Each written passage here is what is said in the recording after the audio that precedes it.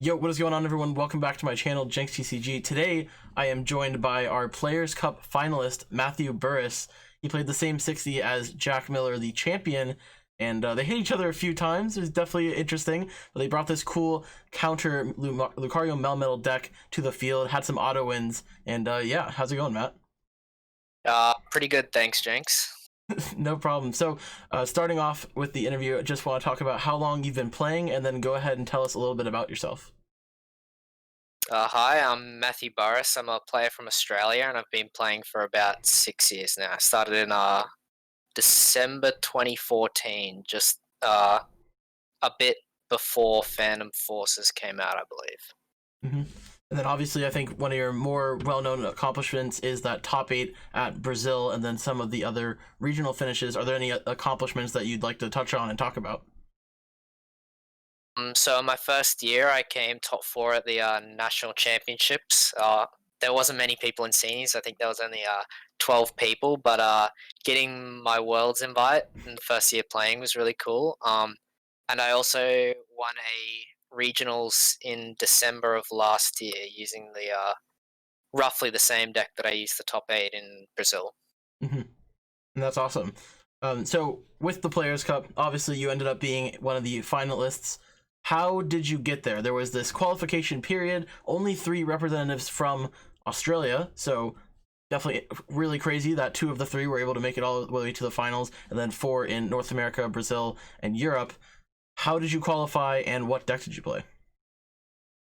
So for the qualifier, I played a very straightforward Pikachu and Zekrom deck. The only, I guess, spicy part of the deck was that we played zero draw supporters, just focusing on that tag call engine with Volkner.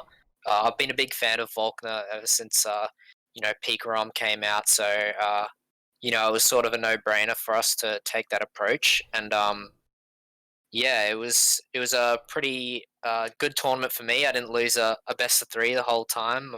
Pikarom deck fared pretty well against everything, even some of my bad matchups like Baby Blacephalon and Spiritomb, which I had to verse round 1 and 2.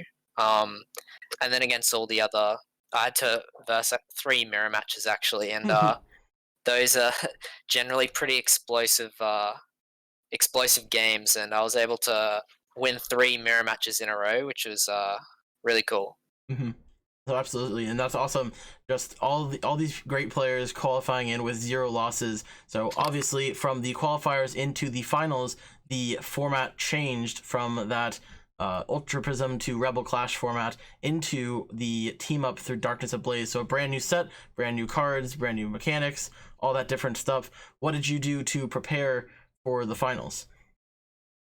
Um, so I think the first thing that most people did was try and look at all the new cards, see what we liked and what we thought had potential. And right off the bat, the 2 decks we really had on our radar were Center Scorched VMAX and Eternatus VMAX. Both of them just hit like a truck very early. Have very efficient attacks, and we figured it was either in our best interest to play them or find something that beat them. So we sort of tried to come up with like the optimal lists for both the decks, and then sort of figure out what their weaknesses were. Uh, and I guess when we were discussing ideas, I came up with the thought that like most of the Center Scorch lists weren't playing anything like the double or the Cramorant to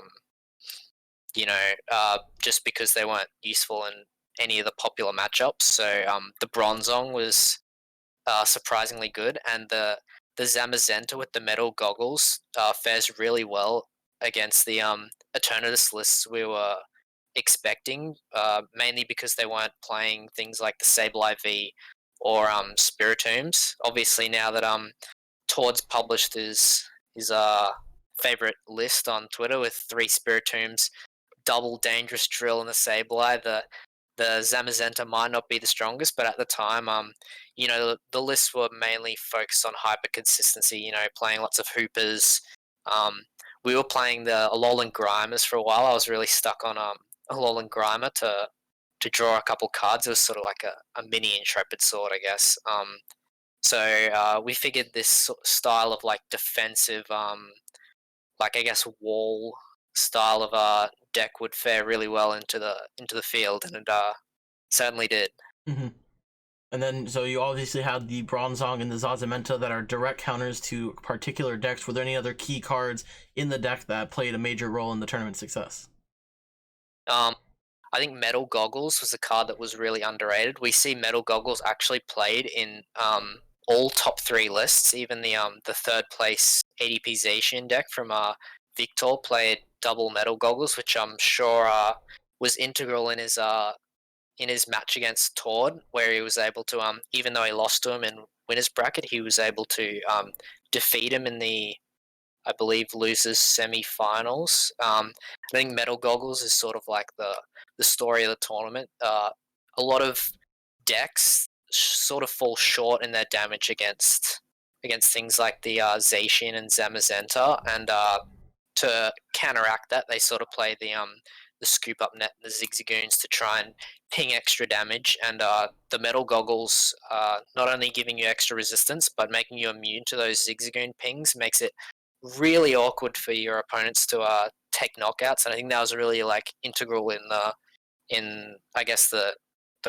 run of our tournament. Hmm. All right, so you have this cool metal deck that you and Jack have decided to go same 60 and play for the event. You got all these auto wins. You're hoping for the perfect field going into that. What would have been Sunday for you, correct? Or Saturday? I'm not sure the time difference. Saturday. It was Saturday, but we ended up it went over into Sunday morning, basically. Yeah. But then Saturday into Sunday morning, how are you feeling? And then go ahead and talk about your rounds and how they went. So when the deck list went live, we went over all the decks.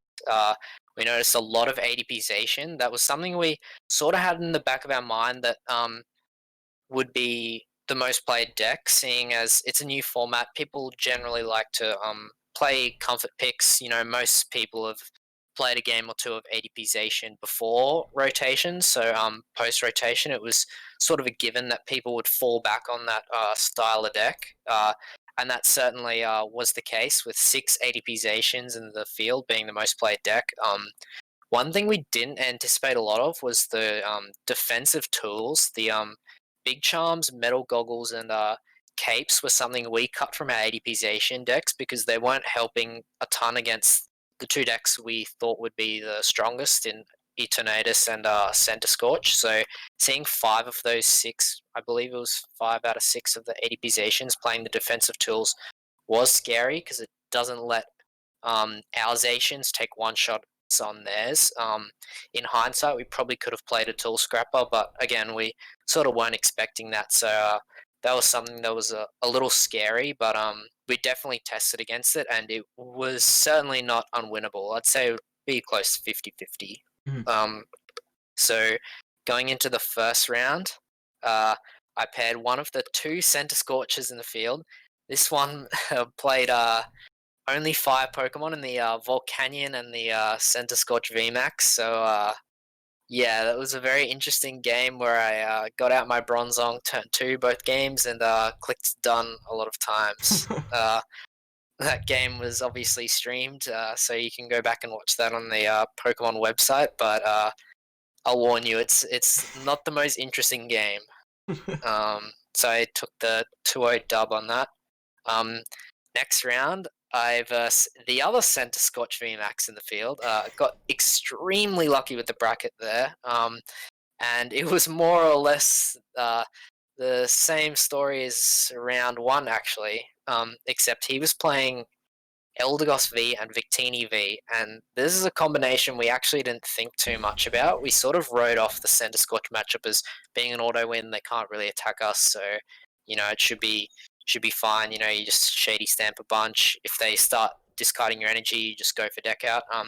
But we actually didn't realize that they can create an infinite loop where they never deck out with Eldegoss V constantly benching it and playing Welder to attack with, I forgot what I think float up. It can attack with float up over and over and actually stops themselves from decking out. And we actually can't win because we can't attack because Center Scorch V discards all our energy. So that was something we actually didn't factor into the matchup. Fortunately, my opponent did not figure out that strategy and more or less saw Bronzong and sort of just scoop the game. So I guess I got really fortunate with that. But I guess if I was versing somebody who'd really had experience against the Bronzong, it would have been a very bad time for me. Mm-hmm. Going into round 3, I versed Heitor Gomez from Brazil. He was playing ADP Zacian. He was playing he was playing the Big Charms and 3 Crushing Hammers. The Crushing Hammers are less impactful. They can be really rough if you miss energy off Intrepid Sword for a couple turns, but for the most part, the Crushing Hammers weren't a big concern, but the Big Charms definitely were. I don't remember too much about the games. I think game 1, I fell behind really quickly, and he was able to get damage on my field really fast. I believe the matchup's really bad if they can actually pull off an ultimate ray, and that's something believe he was able to do in one of the games. So that fell apart pretty quickly. But in game 2 and 3, I was able to deny the ultimate ray and sort of force him to power up Zacians by themselves, and that's when the deck really thrives because you can sort of take turns to just Intrepid Sword, build up your field of Zacians to sort of take on their field of Zacians.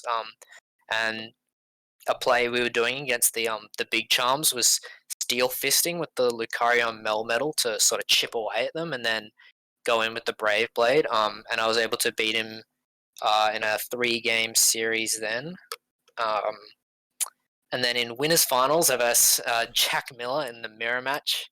The mirror was something we weren't expecting to verse, mainly because I know I wasn't very confident on this style of deck.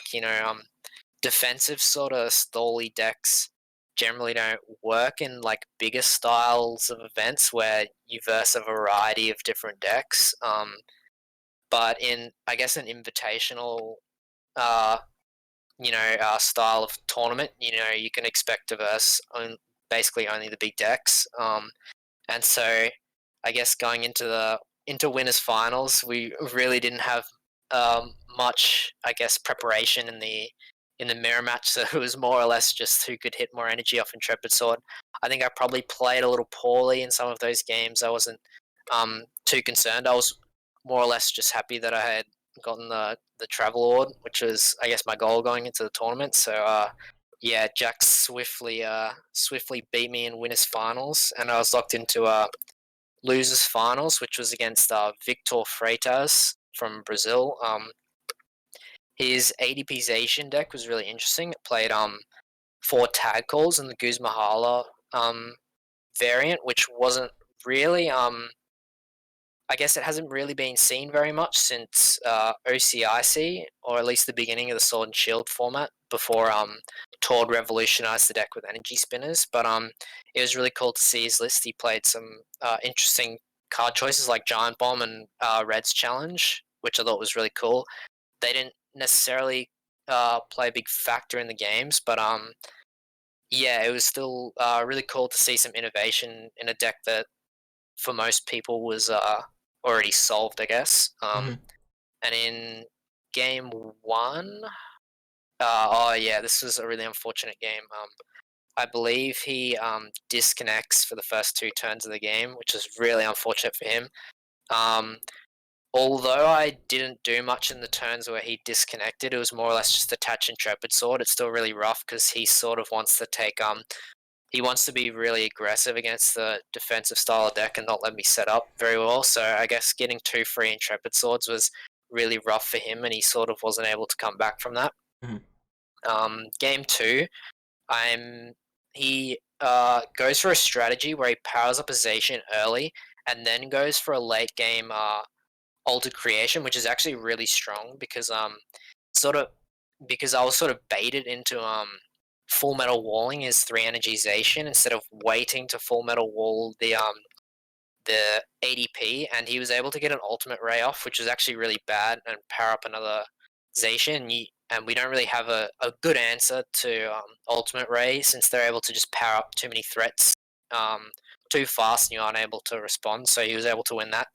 And then game 3 was really unfortunate for him. He started lone Crobat and passed, and I was able to donk him on turn 3 with a Brave Blade. Mm-hmm. So going into grand finals again, versus Jack in the mirror.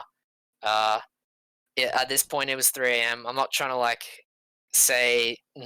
come up with excuses, but I wasn't too fussed about the result of this game. I was in disbelief that this crazy metal deck was able to come first and second in such a experienced field with the likes of Tord and whatnot, and of course you will. Mm-hmm. But yeah, it was more or less the same story as winners finals, where he was able to just attack more times than I did, and I swiftly got 2-0'd. Yeah. So you made it all the way to the finals with this crazy metal deck. You copped the bag, the travel award, gonna be useful for some event down the line. And yeah, overall a well played tournament, and awesome deck by you and Jack. The Australian pride really coming through for this Players Cup. And hopefully this isn't the last Players Cup that happens, and I'm sure we'll have more opportunities like this. Do you have any thoughts on the way that the event was ran, or anything that could have been done differently? I know in Australia the ticket system wasn't as big of a deal as it was in some of the other regions, but maybe looking at from the outside looking in, do you see anything that could change or differ? So yeah, definitely the ticket system needs to be rehauled. As you said before, the tickets weren't generally a big problem for Australia, since I think you only needed like 8 tournament rep to qualify. I know David Darrington, actually the third qualifier from Oceania, actually only had 8 tournament rep and qualified for the qualifier, which was really interesting. But yeah, I think going into let's say another Players Cup, I think they've already tried to implement this, but I guess a sort of different form of currency to enter these tournaments to gain tournament rep would put everyone on a level playing field, I guess, and wouldn't just reward the people who've been, saving tournament tickets for a rainy day. So I think that would be another overhaul. But other than like the first stage, I think the rest was pretty well run, actually. I think double eliminations very brutal.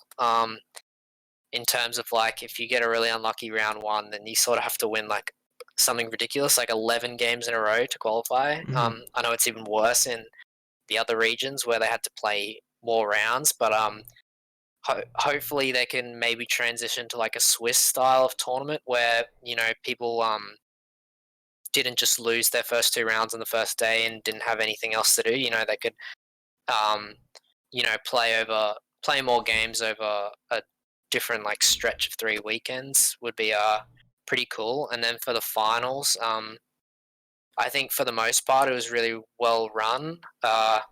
It's unfortunate the Australians have to play so late, but I guess that's just the price we have to pay to collect the bag, I guess. I know grand finals, both finalists have to play at 3 a.m, which is pretty funny, but I guess we were just happy to be a part of it, and I'm sure if finals happened at 3 a.m. again, I would gladly play. Mm-hmm. Absolutely. And yeah, so honestly a great run, and that's going to be it from our side. Once again, congratulations Matthew to you, and great job, well done. Feel free to shout out any social medias or people that helped you get to where you are. The floor is yours. So follow my Twitter. I don't really tweet very much, but occasionally I will. Follow me at PKMNMattyB. And shout out to the Gazebo boys, you know who you are, and shout out to Jack for winning the event. He's struggled to get a big win in these last couple of years, and I think he really deserved this win, and it's even better that it was I guess a win with a crazy deck like this one that we made together. Mm-hmm. Absolutely. Well guys, that's going to be it from us. Thank you guys for watching the video, and if you haven't already, go ahead and follow Matthew on his Twitter. Thank you guys for watching, and I will see you all in the next video. See you, everyone.